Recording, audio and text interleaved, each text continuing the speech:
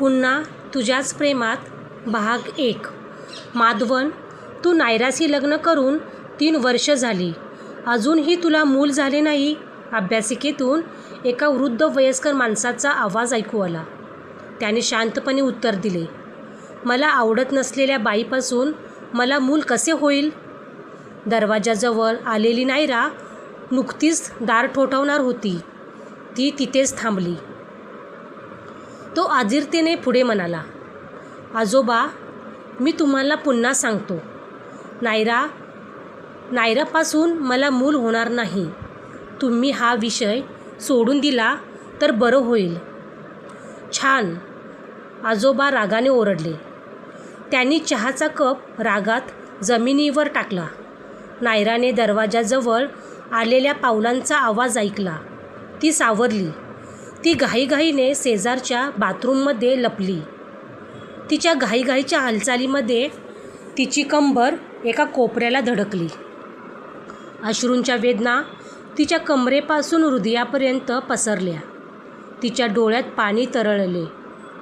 काही दिवसापूर्वी आलेखा विजय, जी तिच्या पतीची प्रेयसी होती, तिने नायराला तिच्या गर्भधारणेचे रिपोर्ट पाठवले होते. आलेखा नायरा तिच्या पतीचे पहिले प्रेम. तसेच आलेखाने तिला एक तिरस्कारयुक्त मजकूर पाठवला. नायरा, तू माधवनशी लग्न करून 3 वर्ष झाली आहेत, तरीही तो तुझ्यावर प्रेम करत नाही. तू किती अयशस्वी ठरली आहेस. तू त्याची बायको आहेस, पण तू त्याचं मन जिंकू शकत नाहीस. तुला स्वाभिमान नाही. मी जर तू असते तर मी आधीच आत्महत्या केली असती. लग्नाच्या आधी नायराला हे माहीत नव्हते की तिचा नवरा दुसऱ्या स्त्रीवर प्रेम करतो. तिच्या लग्नाच्या दिवशी रात्री तिने तिच्या पतीची मीडियाद्वारे बातमी पाहिली. माधवन पटवर्धन आणि सुपरस्टार आलेखा विजय हॉटेलमध्ये जात आहेत. तिला त्याच्यासोबत आनंदी जीवन जगण्याची अपेक्षा होती. तिने नोकरी सोडली आणि गृहिणी बनली. किती हास्यास्पद होतील पुढील 3 वर्ष तिला कल्पना नव्हती. ती बाथरूममध्ये लपताच बाहेरून जबरदस्तीने दरवाजा ढकलण्यात आला. ती मागे सरकली. अश्रूंनी तिने त्या माणसाला कठोर नजरेने आत येताना पाहिले. तो तिचा नवरा होता. त्याने तिच्याकडे थंडपणे पाहिले. काळ्या सूटमध्ये तो अधिक निर्दयी दिसत होता. तो रागाने तिची हनुवटी चिमटीत घेऊन म्हणाला, तू आजोबांना मला तुझ्यासोबत मूल होण्यासाठी आग्रह करायला सांगितले का?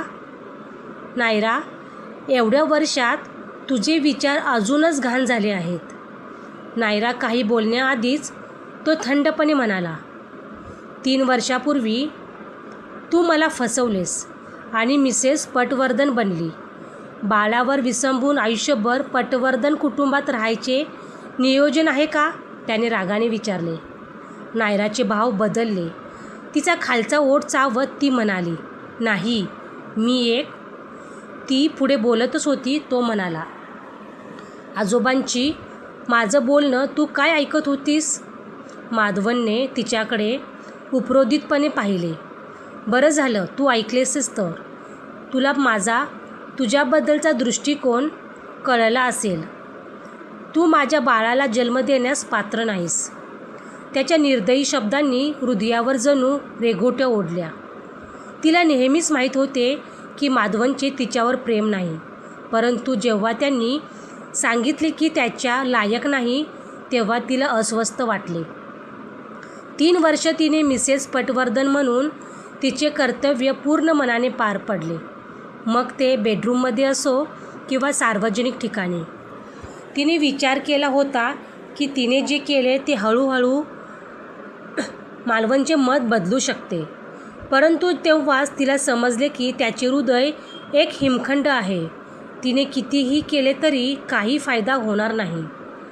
माधवन, तुम्ही गेल्या 3 वर्षात मला कधी पसंत केले आहे का? तिचा आवाज कोमेजून गेला होता. तिने तिची सर्व शक्ती आणि धैर्य एकवटून तिचे शरीर थरथरण्यापासून रोखण्याचा सर्वतोपरी प्रयत्न केला. तिचा असा प्रश्न ऐकून माधवनला विचित्र वाटले.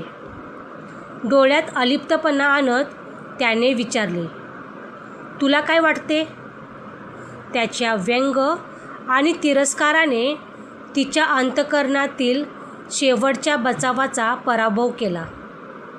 तिच्या हृदयातील तीव्र वेदना तिला सुन्न करून गेली. नायराला अचानक तिच्या गेल्या 3 वर्षाच्या चिकाटीच्या अर्थाबद्दल शंका आली. ती मागे वळून बाथरूममधून बाहेर पडली. माधवन त्याच्या आजोबांना भेटायला त्यांच्या व्हिलामध्ये आला होता. माधवन हा नावाजलेला बिझनेस टायकॉन होता. त्याचे खूप इंडस्ट्रीयल प्रोजेक्ट चालू होते. तो नेहमीच व्यस्त असायचा. पटवर्धन मेनेर ही शहरात खूप मुख्य भागात होते, जिथे माधवन त्यांची आई दिव्या व त्याची धाकटी बहीण राहत होते. माधवचे वडील खूप आधीच त्यांना सोडून ॲब्रॉडला शिफ्ट झाले होते. त्यांचा पर स्त्रीसोबत अफेअर असल्याने ते माधवनच्या आईसोबत राहत नव्हते. शिवाय आजोबांचे देखील दिव्या पटवर्धनशी म्हणावीत असे जमत नव्हते. आजोबा शहरापासून दूर एकटेच राहत होते. माधवन त्यांना विकेंडला भेटायला जायचा. आज आजोबांनी नायरा व माधवनला रात्रीच्या जेवणासाठी बोलावले होते. रात्रीचे जेवण चालू झाले, पण नाहिरे जेवणात सहभागी होण्याच्या मनस्थितीत नव्हती. तिने तिचा मेकअप ठीक केला आणि शांत झाली. मग तिने आजोबांना कळविले आणि ड्रायव्हरला तिला घरी पाठवायला सांगितले. कारमध्ये तिने बाहेरच्या लँडस्केपकडे रिकाम्या नजरेने एकटक पाहिले. आता तिने हार मानावी का? आलेखा गरोदर होती. त्यामुळे नायराने लग्नाची सुरुवात चांगली पण दुःखद शेवट करण्याचा निर्णय घेतला. घरी आल्यावर तिने आंघोळ केली आणि झोपायला गेली. ती झोपली असताना तिला कोणीतरी तिचे ओठ जोरात चावत असल्याचे जाणवले. त्याच्या हालचाली शारीरिक शिक्षा तसेच शिक्षा असा दोन्ही भाव प्रकट करत होत्या. ओळखीच्या वासावरून तिला कळले की तो माधवन आहे. नायराला आश्चर्य वाटले की तो घरी परत आला. तिला आश्चर्य वाटले की तो आलेखाच्या सोबत राहिला नाही. मग तिला आठवले की आलेखा नुकतीच गर्भवती झाली आहे. तिने माधवनला दूर ढकलले, नाईट स्टँडचा लाईट लावला आणि बेडवरून उतरली. बेडवर माधवनकडे हा बघत नायरा कडवटपणे म्हणाली, माधवन, मला घटस्फोट घेऊ. माझं पण च्या चेहऱ्यावर दुःख आणि अधीरता भरलेली होती. तो अनेक दिवसापासून बिझनेस ट्रीपवर होता. त्याला आता मनाची इच्छा आवरता आली नाही. तत्पूर्वी ती झोपलेली असताना नायराच्या हालचालीने त्याला जागृत केले. आता त्याचा स्फोट होईल असे त्याला वाटले. नाही राणी, तिच्या मनातील कटुता दाबण्यासाठी दीर्घ श्वास घेतला आणि पुन्हा पुन्हा म्हणाली, मी सिरियस आहे, आपण घटस्फोट घेऊ. माधवनचा चेहरा पडला. त्याने आपले हावभाव सावरले. पलंगावर टेकून त्याने डोळे मिटले आणि विचारले, तुला खरंच घटस्फोट हवा आहे? नायराने त्याला उत्तर देण्यासाठी शांतपणे तिचे ओठ दाबले. माधवने थट्टेने विचारले, नायरा राव, मी तुला सारखी आठवण करून द्यावी असे तुला वाटते का? तुझ्या वडिलांनी आणि तुझ्या छोट्या भावांनी चालवलेली कंपनीची ही नफा मिळवू शकली नाही. जर पटवर्धन कुटुंबाने त्यांची काळजी घेतली नसती तर ते खूप पूर्वी दिवाळखोर झाले असते. नायराचे शरीर थरथरले. त्याच्या क्षुल्लक शब्दामुळे तिचा चेहरा लाल झाला. खरंच, जर त्यांच्या कंपनीला त्यावेळी दिवाळखोरीचा सामना करावा लागला नसता तर तिला तिच्या वडिलांनी माधवनला दिली नसती. कृष्णातराव, नायराचे वडील, दिवाळखोरीच्या दिवसात पटवर्धनकडून घेतलेली मदत त्यांना अतिशय महागात पडली. शिवाय तिचे वडील व भाऊ तिला नेहमी पटवर्धनकडून पैसा उकळून काढण्यास सांगत. नायरा नेहमी तिच्या वडिलांच्या व भावाच्या दडपणाखाली होती. गेल्या 3 वर्षात तिने नेहमी माधवनला समजवण्याचा प्रयत्न केला, पण त्याने ऐकले नाही. ती निर्दोष आहे यावर त्याचा विश्वास बसत नव्हता. ती क्षणभर थांबून म्हणाली, काही फरक पडत नाही. मी स्वतःला 3 वर्षासाठी तुम्हाला विकले. माझ्याकडून जे शक्य आहे ते मी केले आहे. माधवनचे डोळे तरळले. तू मला स्वतःला विकली आहेस? रिअली? हो. नायराने त्याच्याकडे अश्रूंनी पाहिले. तुमचं दुसऱ्या स्त्रीवर प्रेम आहे. माझ्याशी शरीर संबंध करण्याशिवाय तुम्हाला माझी काळजी नाही. मी केलं 3 वर्षातल्या वेशापेक्षा वेगळी नाही. वाव, ब्रावो, माधवन मान हलवत म्हणाला. त्याचा स्वर भीतीदायक होता.